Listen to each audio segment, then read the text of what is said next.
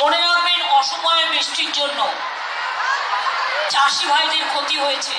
সম্মানীয় দর্শকগণ, success point বিলতোড়া YouTube চ্যানেলে আপনাদের স্বাগত জানাই। লোকসভা ভোটের মুখে সুখবর। বিভিন্ন জেলার কৃষকরা শস্য বীমা প্রকল্পে টাকা পেতে চলেছেন। কারা কারা ভোটের আগে টাকা পেতে চলেছেন বা কারা কারা টাকা পাবেন না, টাকা দেওয়ার শেষ তারিখ কবে, সেই সংক্রান্ত গুরুত্বপূর্ণ আপডেটটি পাওয়ার জন্য ভিডিওটি স্কিপ না করে দেখুন এবং চ্যানেলে নতুন হয়ে থাকলে অনুগ্রহ করে ছোট্ট চ্যানেলটি সাবস্ক্রাইব করে নোটিফিকেশান অল করে রাখতে ভুলবেন না। এবং যেসব ব্যক্তি ইতিমধ্যেই সাবস্ক্রাইব করে রেখেছেন তাদের জানাই অসংখ্য ধন্যবাদ। বলা হচ্ছে, পশ্চিমবঙ্গ সরকারের কৃষকদের জন্য একাধিক জনপ্রিয় প্রকল্প রয়েছে। এর মধ্যে শস্য বীমা প্রকল্পে সুখবর। 2024 সালের রাজ্য বাজেটে পশ্চিমবঙ্গ সরকারের তরফ থেকে কৃষকদের যাতে আরও সুরক্ষা দেওয়া যায় সেই জন্য একাধিক পদক্ষেপ গ্রহণ করা হয়েছে। এবার থেকে কৃষকরা সব রকম ফসলের জন্যই শস্য বীমা প্রকল্পে বিনামূল্যে আবেদন করতে পারবেন।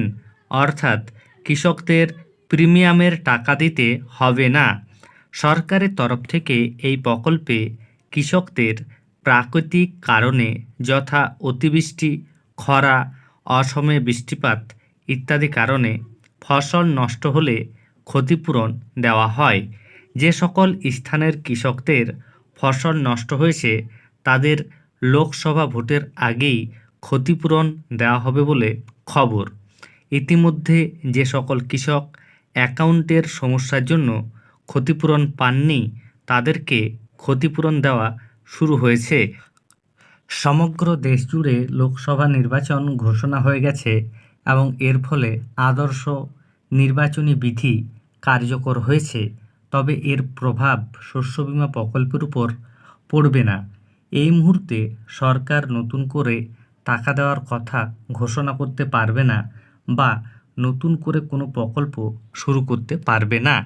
তবে শস্য বীমা প্রকল্পে যেহেতু আগে থেকেই টাকা বরাদ্দ করা রয়েছে, তাই কৃষকদের টাকা পাওয়ার ক্ষেত্রে কোনো রকমের অসুবিধা নেই। তবে সকলেই যে টাকা পাবেন এমন নয়। মূলত যে সকল কৃষকদের অতিবৃষ্টির কারণে বা অসময়ে বৃষ্টির জন্য ধান নষ্ট হয়ে গেছে তাদেরই শুধুমাত্র এই মুহূর্তে টাকা দেওয়া হচ্ছে এবং তারা খারিফ মরশুমে শস্য বীমা প্রকল্পে আবেদন করেছিলেন।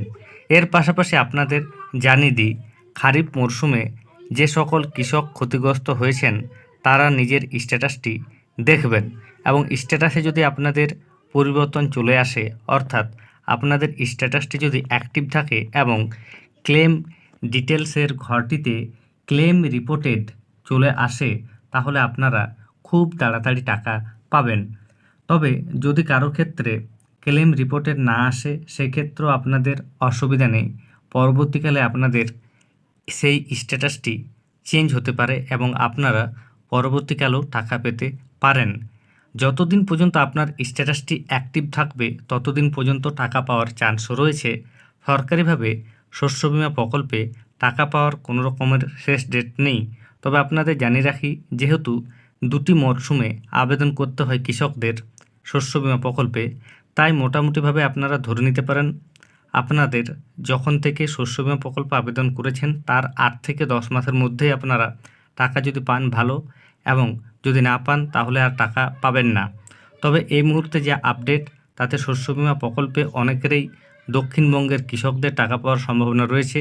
তাই আপনারা নিজেদের স্ট্যাটাসটি দেখুন এবং এই ভিডিও ডেসক্রিপশানে আপনাদের লিঙ্ক দেওয়া রয়েছে, সেই লিঙ্কে ক্লিক করে আপনারা অ্যাপ্লিকেশান আইডি দিয়ে দেখতে পারেন বা আপনার ব্যাংক অ্যাকাউন্টের তথ্য দ্বারাও আপনারা নিজের স্ট্যাটাসটি দেখতে পারবেন। ধন্যবাদ।